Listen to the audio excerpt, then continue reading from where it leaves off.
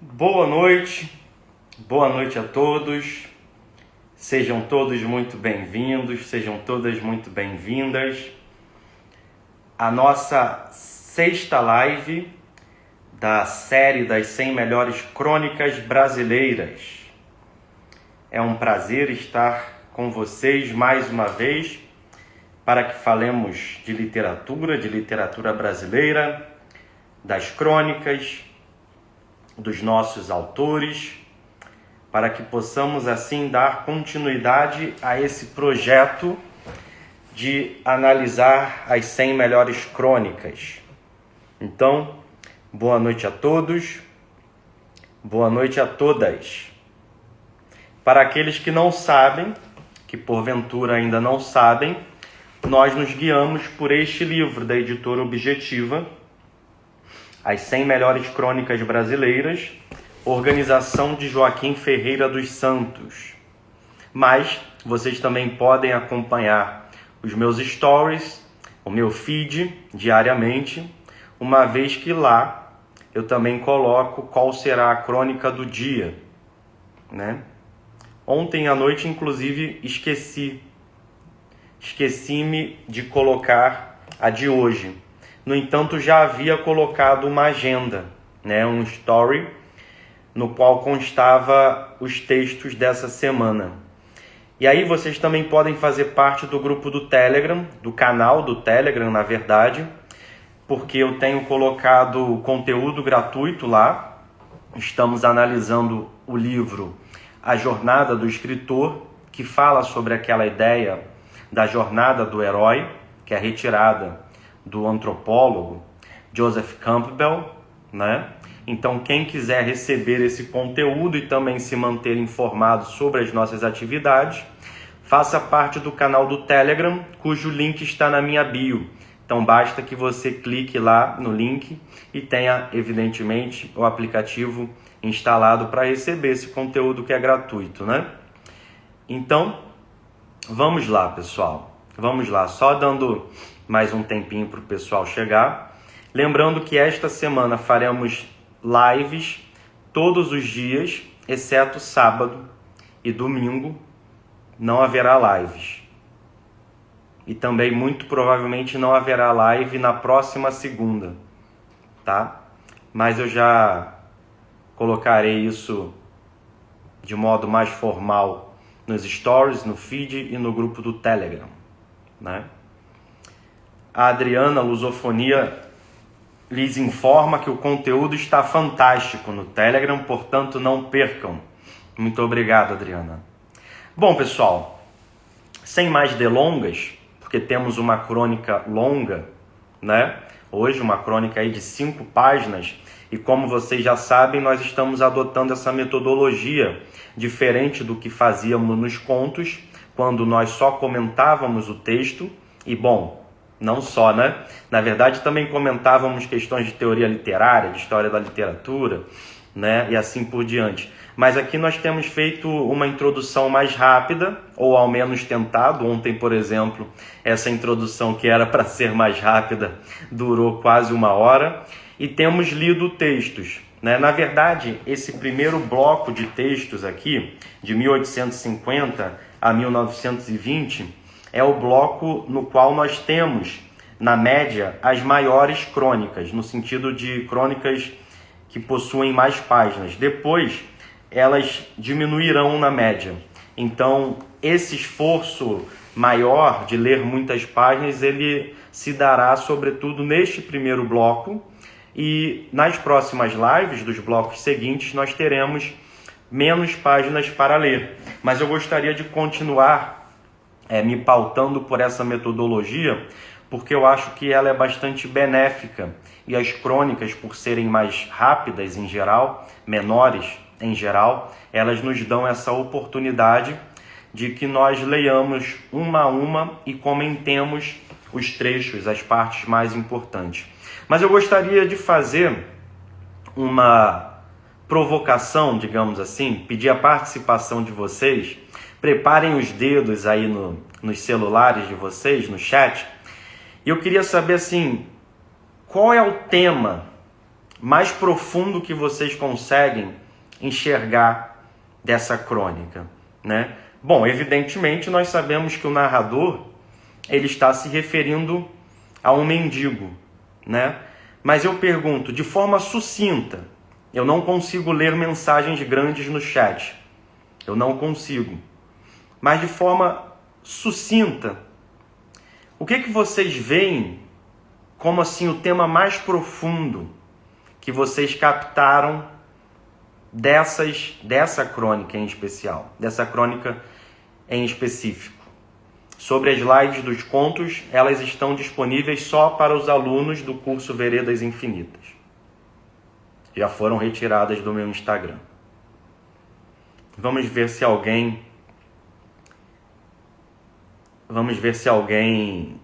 coloca alguma leitura que fez aí. O que vocês acharam? A Márcia fala em desigualdade, né? Certamente é um tema que está presente, porque afinal estamos tratando de um mendigo e de uma sociedade composta por pequenos burgueses. A Eliana fala em sentido da vida, de Carlos fala em liberdade, a simplicidade da vida, desigualdade social, solipsismo existencial, o Átila falou, simplicidade, esperteza, a diva já foi logo no calcanhar do mendigo, né? Já deu um carrinho no mendigo e já tá pegando no pé dele. Desprendimento, a Leila. Tertúlias coloca a dignidade, intelectualidade, muito bom, Darcy.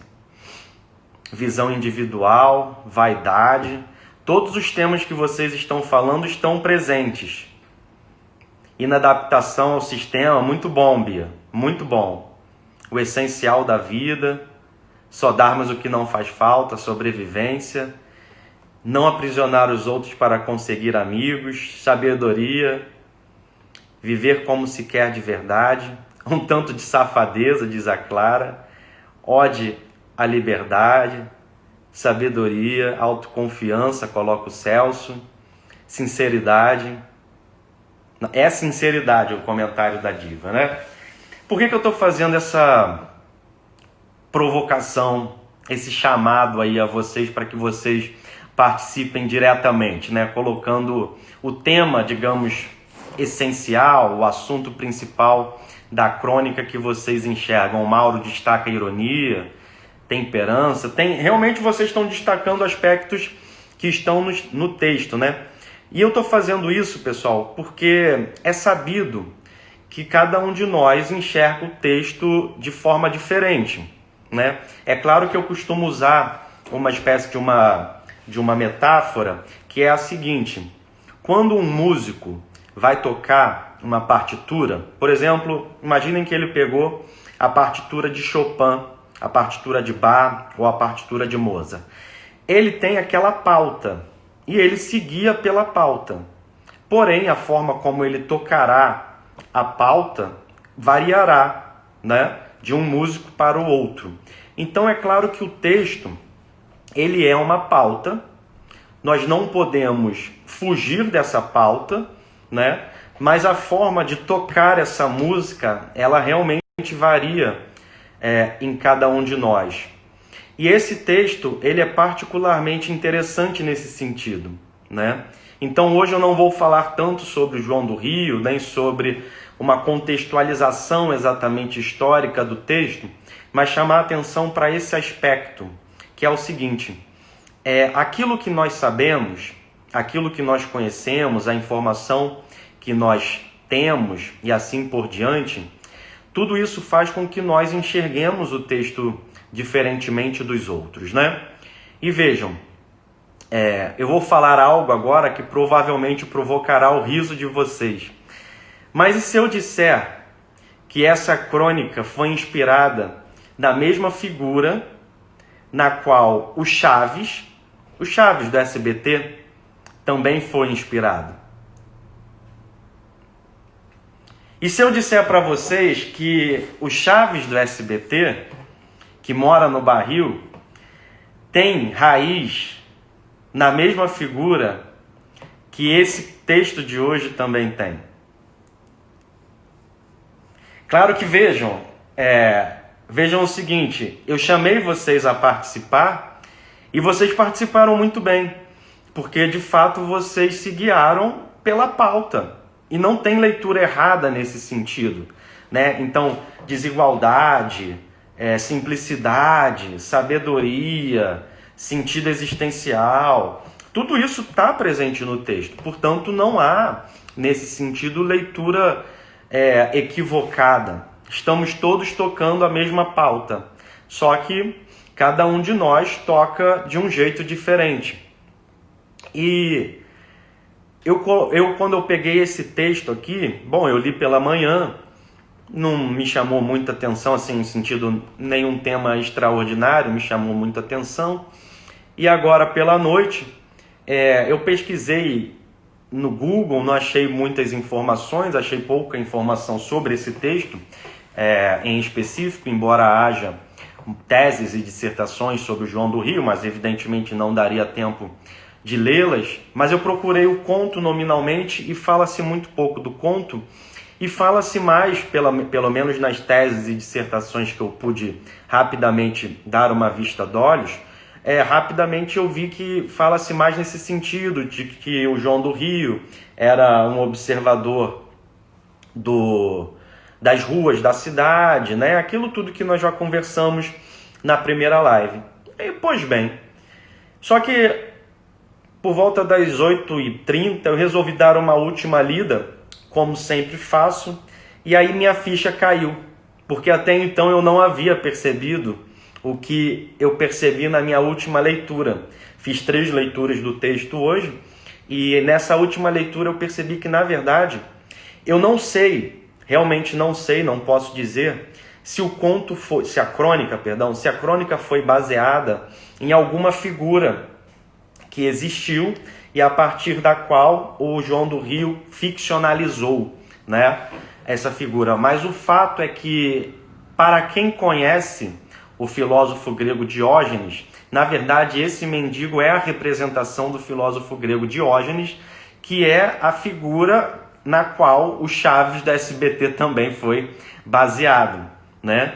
O Diógenes, ele, evidentemente nasce na Grécia, por volta de 470, 480 anos antes de Cristo, né? E o pai dele é preso por falsificar moedas e ele parte para Atenas, né? E antes de adentrar a cidade, ele passa pelo oráculo de Delfos, que fala para ele o português. Assim, se você faz uma tradução literal da coisa, não é muito exato, então a gente tem que contextualizar. Mas o oráculo de Delfos fala pro filósofo, né, pro Diógenes, que ele precisava desfigurar a moeda para obter sucesso. Desfigurar a moeda para obter sucesso. Só que moeda, em grego, que é nomisma, alguma coisa semelhante a isso, não significa apenas a moeda, né? Significa também costumes, leis e assim por diante. Bom, e aí o Diógenes então entra em Atenas e ele se torna, depois de muito insistir, discípulo do Antístenes, que havia sido discípulo de Sócrates. E bom, basicamente, o Diógenes então incorpora os preceitos da chamada filosofia cínica, né? Filosofia cínica, que significava uma atitude de total insolência perante a sociedade, perante as normas, as leis, o costume, né? E a ideia básica do Diógenes era viver uma vida que não fosse dissimulada. Ou seja, ele enxergava que aquela vida em sociedade era uma grande dissimulação, feita por um bando de hipócritas. E que para viver uma vida verdadeira era necessário abandonar essa vida dissimulada e viver uma vida natural.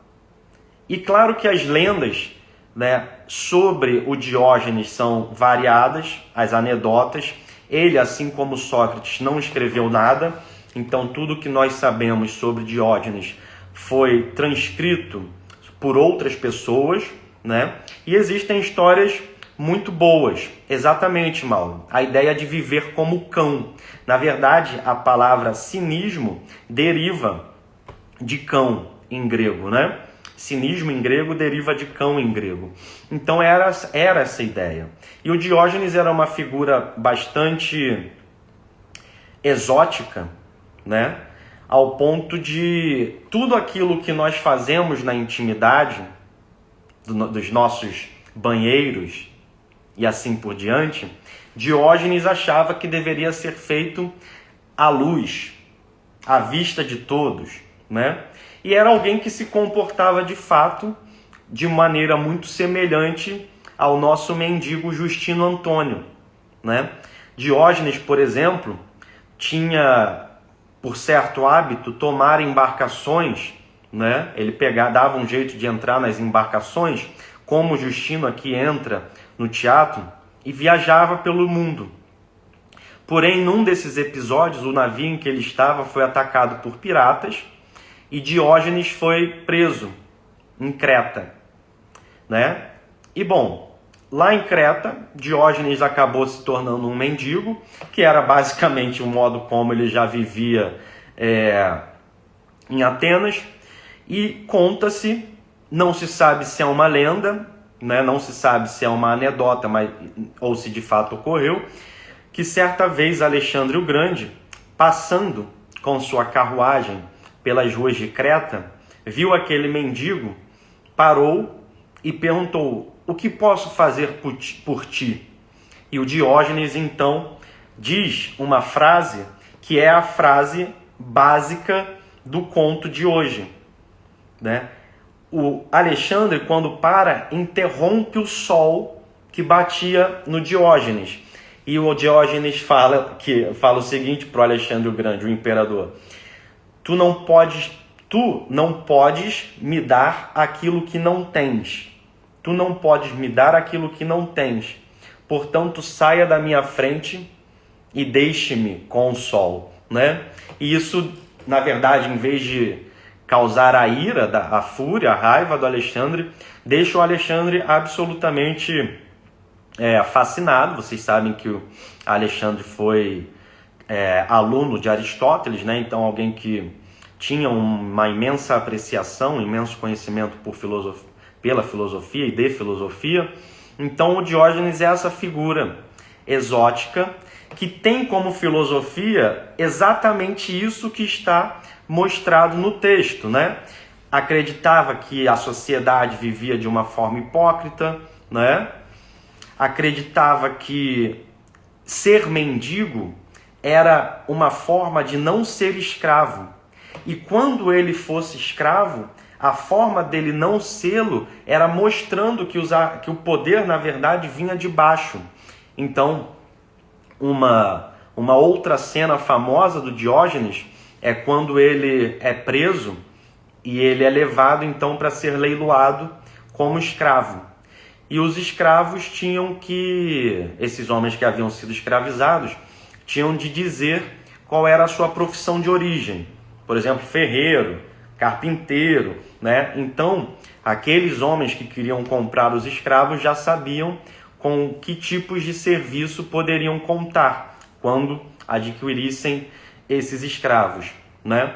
E o Diógenes, quando perguntado qual era a sua profissão, ele responde: amo no sentido de senhor, ou seja, compra-me, que eu, teu escravo, transformo-me em seu senhor e transformo-te em teu escravo, né? Então, o Diógenes é essa figura que, ademais, ele morava num barril. E daí a figura do Chaves da SBT. O Diógenes morava num barril com uns poucos pertences, um cajado, uma manta e mais uma coisa qualquer. E ali naquele barril, que não ficava do jeito que o do barril do Chaves fica, né? Na vertical, ficava na horizontal, para que ele pudesse se deitar. Então ele ficava deitado dentro do barril, pelas ruas, e claro, com as suas partes íntimas e inferiores quase sempre à mostra para os transeuntes. E ele tem uma frase, ele certa vez é preso por estar se masturbando em público, e aí ele diz: se o amor pode ser feito a dois, por que não pode ser feito a um? Né? Então são várias ideias interessantes aí do Diógenes, que é o inspirador do nosso mendigo Justino Antônio e também inspirador do Chaves, do SBT. Ademais, existem outras questões, eu não vou me estender tanto aqui na figura do Diógenes, mas eu acho que só essas citações já valem, né, para a nossa live, já fazem com que a leitura do texto se transforme, né? Porque vejam, é o que eu disse, vocês pegaram em temas que de fato estão no texto, né? Estão no texto. Mas quando nós conhecemos a figura do Diógenes, fica muito patente que esse mendigo aqui é uma representação do Diógenes, né? Que também tinha como princípios filosóficos a ideia de que amar outra pessoa, que o amor em si mesmo era um absurdo, né? Era um absurdo humano, né? Uma inutilidade, como aparece aqui no texto. Ele tinha também como princípio, o filósofo, uma total indiferença à morte, ao ponto de não lhe importava como, onde, de que modo ele seria enterrado. Ele é inclusive contra a ideia de construções de sepulturas, né? Então, são várias questões muito interessantes. O Diógenes, por exemplo, ele tinha como inimigo principal Platão. Platão era o seu grande inimigo, né? Então, ele ficava, quando Platão estava dando aula para os seus alunos, ele aparecia e ficava enchendo o saco do Platão. Ficava falando alto, ficava discordando do Platão, ficava xingando o Platão, ficava fazendo piada. Enfim, causava um inferno na vida do pobre do Platão lá que tentava dar sua aula, né? Por quê? Porque o Diógenes acreditava que o Platão havia pervertido as ideias de Sócrates. Vejam, o Sócrates tinha sido professor de Platão e professor de Antístenes, que era o professor de Diógenes, né? Que só aceitou o Diógenes, inclusive, depois do Diógenes encher muito o saco dele. Aliás, outro princípio de Diógenes.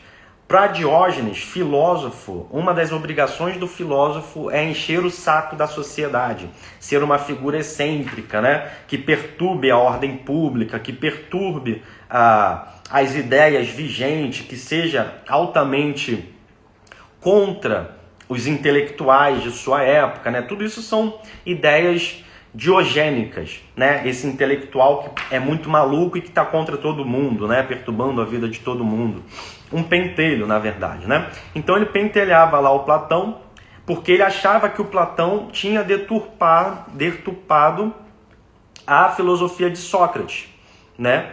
E aí o Platão já não aguentava mais aquele homem enchendo o saco dele lá, e uma vez o Diógenes estava lá enchendo o saco do Platão no meio da aula, né? E aí o Platão se zanga. E assim, a tradução para o português ela é um pouco empobrecida, mas o Platão diz, isso é um bípede sem asas, né? E o Diógenes ficou com aquilo na cabeça, bom, mas que diabos é bípede sem asas, né? Que merda é essa? Bom, e aí o Diógenes tem a brilhante ideia de ir embora da aula do Platão, ele pega uma galinha, depena a galinha, volta para a sala de aula, né, digamos assim, e arremessa a galinha na cabeça do Platão, que fica injuriado com Diógenes, né? Então Diógenes era uma figura absolutamente excêntrica, mas que de fato seguia à risca os princípios da filosofia cínica, não só seguia do ponto de vista intelectual, como vivia né, segundo esses princípios. E se você pensar bem, viver segundo os princípios do cinismo significa viver justamente ao natural, conforme a natureza. E quando nós olhamos para a filosofia de Platão é a filosofia das ideias, a filosofia idealística, né? As ideias estão no mundo metafísico, né? Então, o Platão era o grande inimigo do Diógenes, que ademais era contra tudo, contra absolutamente todas as leis e costumes vigentes, né? Então ele levou a cabo aquilo que o oráculo de Delfos havia dito para ele quando disse: desfigure a moeda vigente, né? A moeda nesse sentido de lei, de costume, de nomisma, né? Então, pessoal, feita essa introdução, né, que eu acho que dá uma outra abertura de olhar para a gente, agora eu vou passar para o texto, né? Nós iremos lendo, então, o texto como temos feito ao longo das últimas lives e fazendo os comentários que nos pareçam mais interessantes. Morreu trazanteontem é o dia anterior ao anteontem, né? Então temos o ontem, o anteontem e o trazanteontem, que é uma palavra estranha de se pronunciar, né? Trazanteontem. Inclusive parece uma palavra grega. Às 7 da tarde, de uma congestão, ou seja, um problema ou cardíaco ou pulmonar. O meu particular amigo, o mendigo Justino Antônio. E aí nós não sabemos se o João do Rio, que era essa figura que andava pela cidade, se ele de fato mantinha a amizade com algum mendigo, porque o João do Rio fazia isso, né? O João do Rio, como eu disse para vocês, ele frequentava os salões, ele frequentava os bailes, ele frequentava os cafés, mas ele frequentava os morros, frequentava as ruas, ia à parte da cidade que os intelectuais não iam. E, inclusive, é muito interessante porque o João do Rio não era exatamente uma figura totalmente querida no meio intelectual. Na verdade, inúmeros intelectuais tinham uma imensa ojeriza ao João do Rio, pelas mais diversas questões. Por exemplo, o Monteiro Lobato, que era amigo do Lima Barreto, escreve uma carta para o Lima Barreto, na qual ele detona a figura do João do Rio, dizendo que era um absurdo, né? Um autor tão inexpressivo, tão insignificante, tão sem talento quanto João do Rio, entrar para a Academia Brasileira de Letras, enquanto o Lima Barreto, que o Monteiro Lobato não só era um amigo pessoal, mas considerava um grande escritor, não tinha entrado. Nós tínhamos, por exemplo, o Humberto de Campos. Ele tinha uma coluna, a coluna dele era simplesmente uma paródia das colunas do João do Rio. Então, o João do Rio publicava sua coluna num dia, Humberto de Campos, no outro dia, parodiava, ridicularizava a coluna do João do Rio, né? Nós temos, por exemplo, a figura do Coelho Neto, que era idolatrado pelo João do Rio, mas que quando o João do Rio foi ingressar na Academia Brasileira de Letras, e vocês sabem que há uma eleição, né? Normalmente as pessoas se candidatam e os membros da academia então votam naqueles. O Coelho Neto, que aliás também era inimigo mortal do Lima Barreto, o Coelho Neto apoia outra pessoa. E o Coelho Neto é quem é encarregado de fazer o discurso de posse do João do Rio. E você lendo o discurso, você vê que assim, é um discurso absolutamente a contragosto, do tipo, meu Deus do céu, por que votaram nesse cidadão? Porém, ao mesmo tempo, era uma figura extremamente querida pelos leitores, né?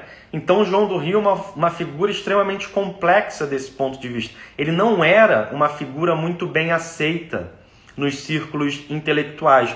Aliás, eu gostaria de fazer uma live curta, né? Mas é que eu vou lembrando das coisas e aí vai falando.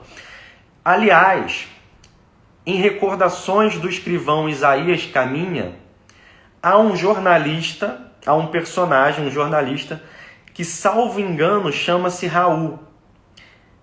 E há, nesse personagem, uma ridicularização completa desse personagem, né? Então, o narrador vai ridicularizando por completo a figura desse personagem Raul, que no livro Recordações do Escrivão Isaías Caminha é um jornalista, e esse personagem é exatamente o João do Rio.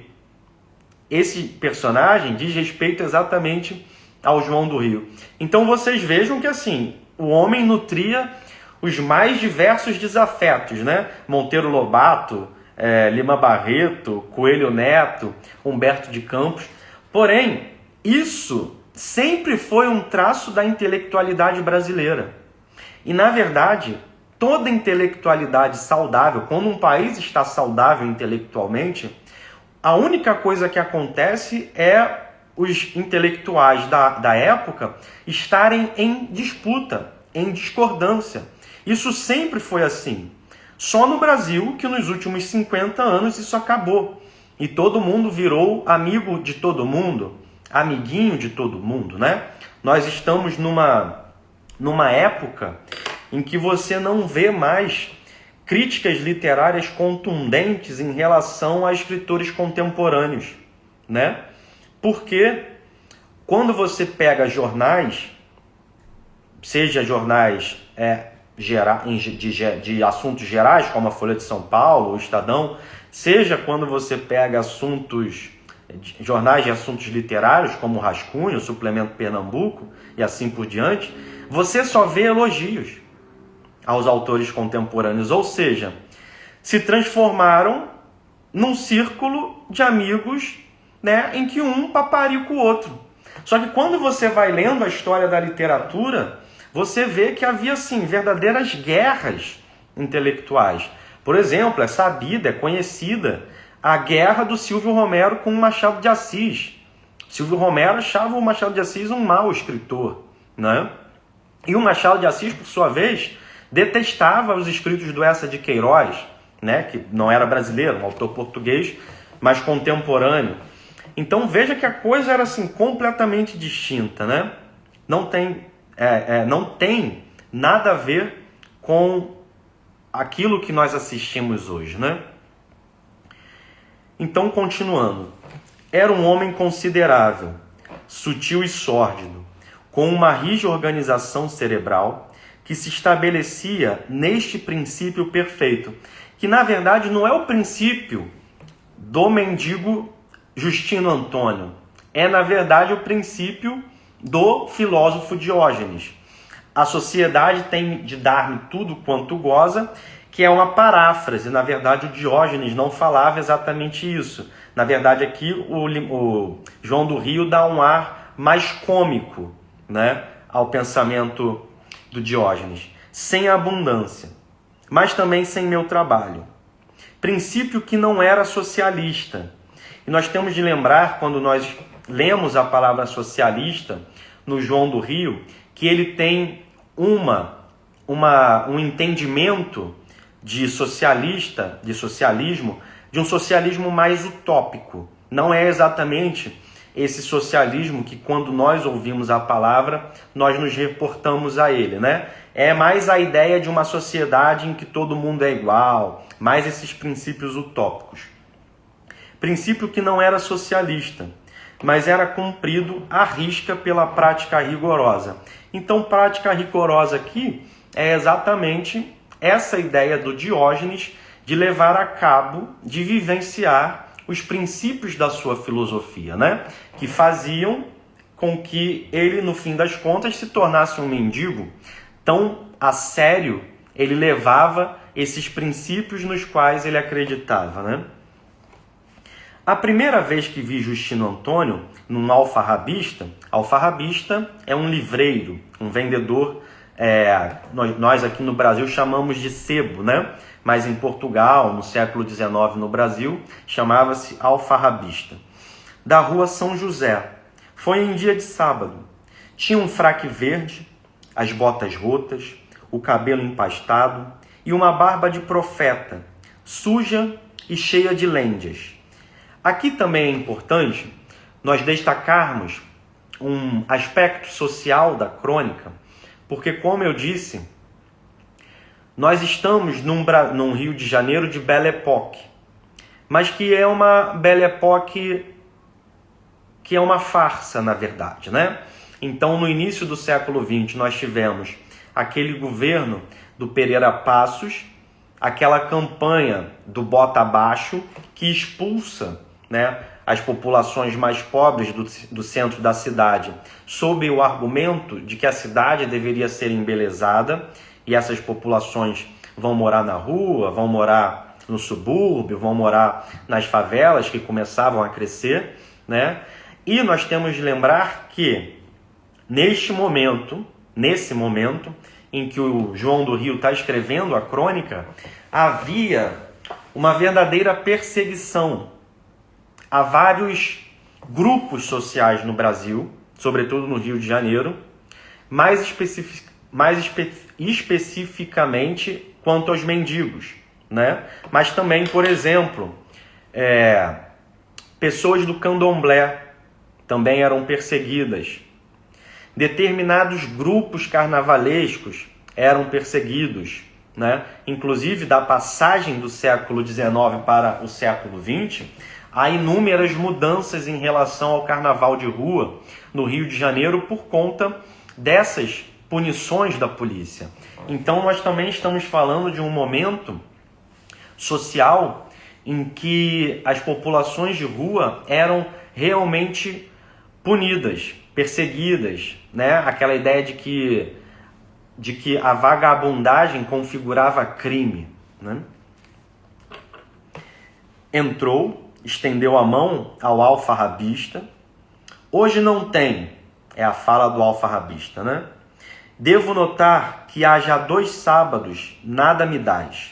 Aqui é o nosso Justino, o nosso Diógenes. Não seja importuno, já disse, bem, não te zangues. Notei apenas porque a recusa não foi para sempre. Este cidadão, entretanto, vai ceder-me 500 réis. Eu? Aqui já é o narrador, né? Está claro. Fica com esta despesinha a mais, 500 réis aos sábados. É melhor dar um pobre do que tomar um chope. Então aqui é um argumento muito interessante, né? Bom, você pode gastar o seu dinheiro com futilidade, você pode gastar o seu dinheiro bebendo, mas não pode gastar o seu dinheiro ajudando um pobre, né?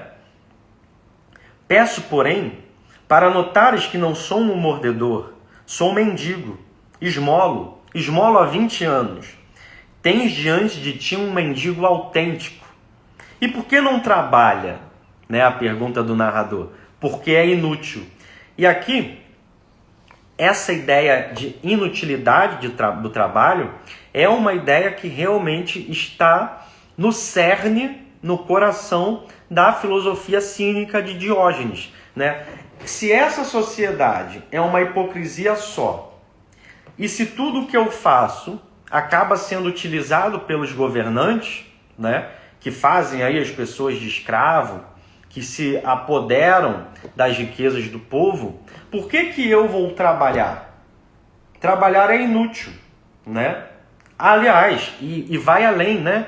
Se no final das contas todos iremos morrer, por que devemos nos apegar ao trabalho, né? E por que não viver tão somente conforme a natureza, sem modificar a natureza, né? E também nós devemos notar um aspecto interessante na estrutura do livro aqui que nós estamos usando como base, porque vejam, ontem na crônica do Machado de Assis, o livreiro Garnier, nós tínhamos a homenagem de um escritor a um amigo, que era uma figura célebre da cidade, historicamente célebre, né? E que era apegado ao trabalho. Hoje nós temos uma homenagem de um escritor a um suposto amigo, que, no entanto, não é uma figura célebre, né? É uma figura exótica, um mendigo profissional, né? E que, ao contrário do livreiro Garnier, é alguém que é contra o trabalho, né? Dei sorrindo a cédula. Justino não agradeceu. E quando o vimos pelas costas, o alfarrabista, indignado, prorrompeu contra o malandrim, que com tamanho descaro arrancava os níqueis à algibeira alheia. Então, ele dá o dinheiro, o mendigo sai sem agradecer, e quando vai embora, o alfarrabista, o livreiro, indignado, né, prorrompe, começa a emitir, a dizer palavras contra o malandrinho, que com tamanho descaro arrancava os níqueis, ou seja, tirava o dinheiro da bolsa alheia, né? Achei original Justino. Como mendigo, era uma curiosa figura perdida em plena cidade, que é exatamente o Diógenes, seja em Atenas, seja em Creta, capaz de permitir um pouco de fantasia filosófica em torno de sua diogênica dignidade, né? Então, essa palavra aqui, diogênica, é a clara demonstração da inspiração da crônica, que vem justamente de Diógenes, diogênico, né? Mas o mendigo desaparecera, e só um mês depois, ao sair de casa, encontrei-o à porta. Deves-me 2.000 réis de 4 sábados, e venho ver se me arranjas umas botas usadas. Estas estão em petição de miséria. Fiz ele entrar, esperar a porta da saleta, forneci-lhe botas e dinheiro. Então, o narrador, na verdade, ele está extremamente curioso com essa figura e dá dinheiro, dá a bota, vai dar almoço, né? Mandei arranjar um prato farto e, com a gula de descrevê-lo, fui generoso. Vem para a mesa. A mesa e o talher são inutilidades. Então veja que é a ideia de viver como cão, de viver daquilo que os homens lhe dão e viver de tal modo como cão que talheres não são necessários. Não peço senão o que necessito no momento. Pode-se comer perfeitamente sem mesa e sem talher. Sentou-se num degrau da escada e comeu gravemente o pratarrás. Pratarrás é um grande prato, um prato farto. Depois pediu água, limpou as mãos nas calças e desceu. Espera aí, homem, que diabo? Não dizes nem obrigado? É inútil dizer obrigado. Então veja que dizer obrigado é uma atitude social, uma espécie de norma comportamental de agradabilidade dentro da sociedade, né? Uma forma de as pessoas manterem as suas relações sociais de algum modo, digamos, aparentemente, ao menos, saudável, obsequioso, né? Agradável, e mostrarem gratidão. Todavia, sendo isso uma forma de comportamento, de norma, para a filosofia cínica, o que um filósofo cínico deve fazer? Não deve aceitar esse comportamento social e deve romper com ele. Portanto, não se diz obrigado, né? Justamente como quem diz, obrigado é um padrão do comportamento das relações sociais de vocês. Mas eu não farei parte, porque no final das contas, vocês são todos hipócritas, né?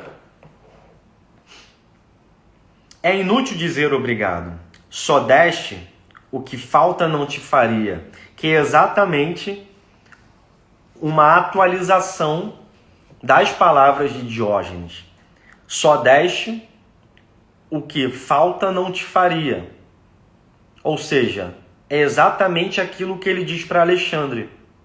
Só podes dar aquilo que tens, porém em sentido, né, digamos assim, com sinal trocado.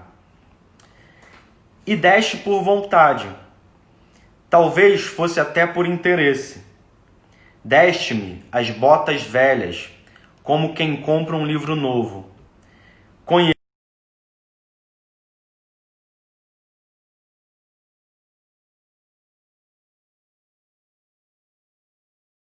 Isso, aliás, que pare mesmo com as piadinhas, porque esse excesso de mensagens no chat pode não parecer para vocês que estão só assistindo, mas para quem está fazendo a live, de fato elas incomodam um pouco, porque eu leio o que vocês escrevem.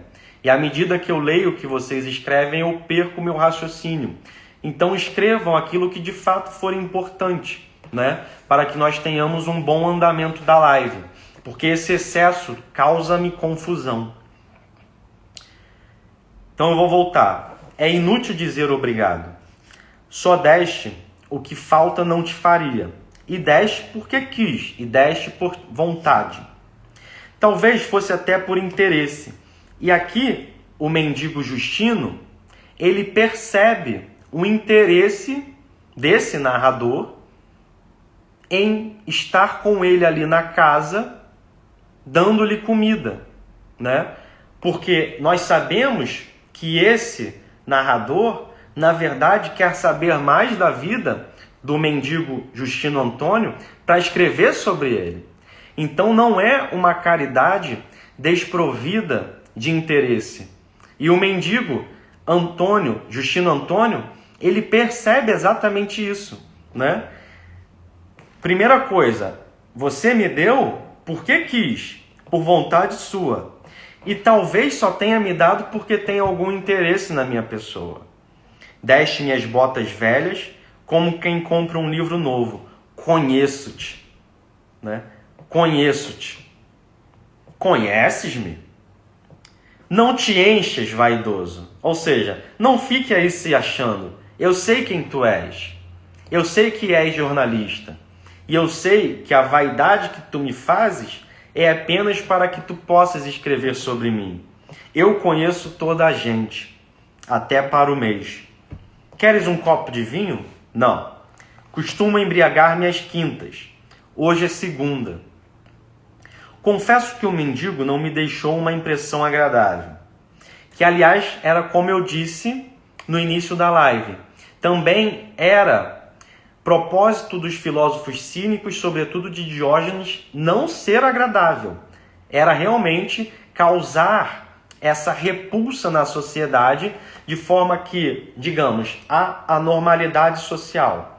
Então, o filósofo Diógenes causa uma repulsa e desestabiliza essa normalidade, fazendo com que, então, apareçam as normas sociais, né?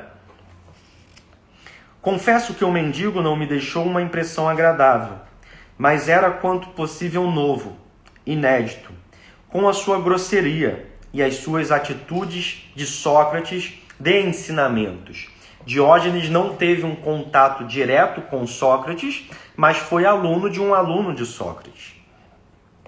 E diariamente, embora Sócrates de mendigo não tivesse nada, né? Sócrates era um soldado extremamente condecorado, né?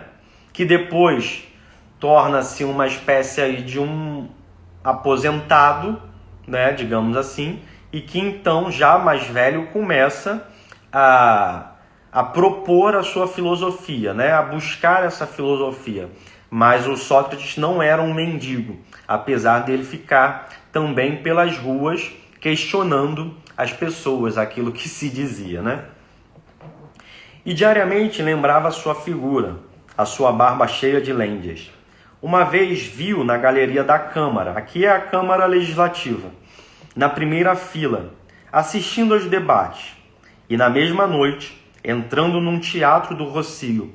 O Rossio, hoje, tem outro nome no Rio de Janeiro, é a Praça Tiradentes, que fica ali perto da Lapa, né? Então, Gilmara, não sei te responder os porquês exatos dele manter essa rotina fixa e rígida. Não me parece que o Diógenes filósofo a tivesse, pelo pouco que eu sei em relação ao Diógenes, mas a quebra de normalidade ela acontece justamente com a excentricidade com que ele leva essa rotina, né? Fazendo dela algo assim tão rígido e de uma forma tão particular que, embora rotineira, acabe rompendo com a rotina não propriamente dele, mas com a rotina social, digamos assim. Uma vez viu na galeria da Câmara, na primeira fila, assistindo aos debates, e na mesma noite, entrando num teatro do Rossio, o empresário desolado disse-me: "Ah, não imaginas a vazante. É tal que mandei entrar o Justino." "Que Justino? Não conheces? Um mendigo, um tipo muito interessante, que gosta de teatro. Chega à bilheteria e diz: hoje não arranjei dinheiro. Posso entrar?" A primeira vez que me vieram contar a pilhéria é piada, né? Graça. Achei tanta graça que consenti. Agora, quando arranja 10 tostões, compra a senha sem dizer palavra e entra. Quando não arranja, repete a frase e entra. Que mal faz, né? Então, o Justino Antônio, no final das contas, sempre dava um jeito de entrar no teatro. Fosse pagando, fosse pedindo para entrar. E a gente vê uma condescendência do empresário pensando, bom, também que mal faz que um sujeito apenas entre sem pagar, né? Isso não fará mal algum aos negócios. Bom, pessoal, nós temos mais 5 minutos dentro do limite da live estabelecido pelo Instagram, né? Então nós vamos fazer o seguinte: como não dá para ler uma página, muito menos 3, em 5 minutos, eu vou perguntar se alguém tem alguma dúvida, e aí caso eu saiba responder, eu respondo, mas não havendo dúvidas ou havendo as dúvidas sido respondidas, encerraremos essa e partiremos para uma próxima live aqui, em sequência, uma segunda parte, para que nós leiamos e analisemos os pontos importantes das próximas 3 páginas.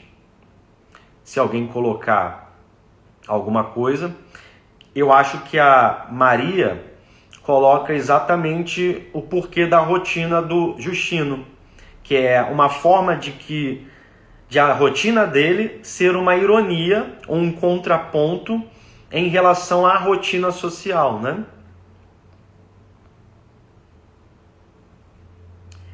As críticas do João do Rio eram pertinentes? Bom, aí depende da sua visão de mundo, né?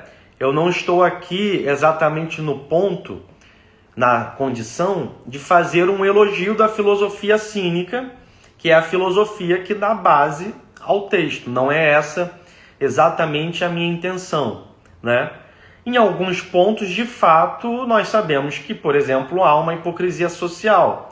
Agora, se você me pergunta qual é o meu entendimento sobre a filosofia cínica, da figura de Diógenes, embora nós tenhamos uma simpatia, porque não deixa de ser uma figura excêntrica e por isso carismática, me parece uma filosofia extremamente pueril, extremamente infantil, né? Como se esse desapego, que é inclusive o desapego que depois vai influenciar o estoicismo, fosse uma forma de melhorar as coisas, quando na verdade é só uma forma de não fazer nada, né? Então me parece que no final das contas, embora o cinismo revele certas características mais hipócritas, mais falsas da sociedade, no fundo é só uma forma birrenta de se contrapor às coisas, né? Não é um conto, né? É uma crônica.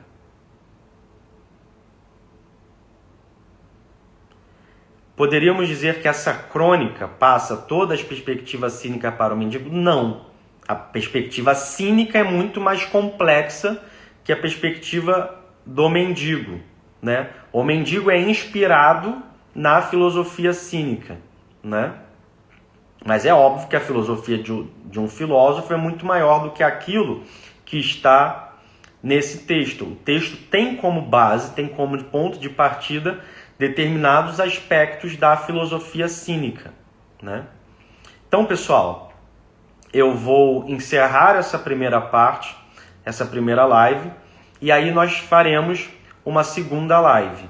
Seria a escolha deste tema uma provocação às críticas ao João do Rio que viriam? Adriana, eu acho que não é uma provocação, esse texto exatamente eu não acho que é uma provocação às críticas que o João do Rio recebia dos outros intelectuais.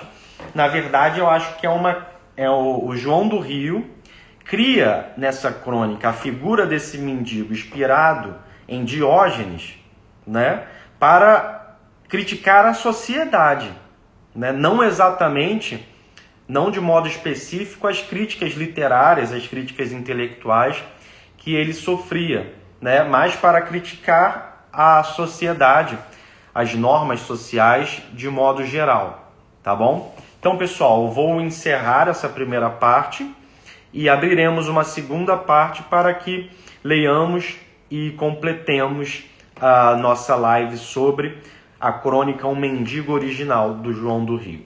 Vejo vocês, então, logo mais.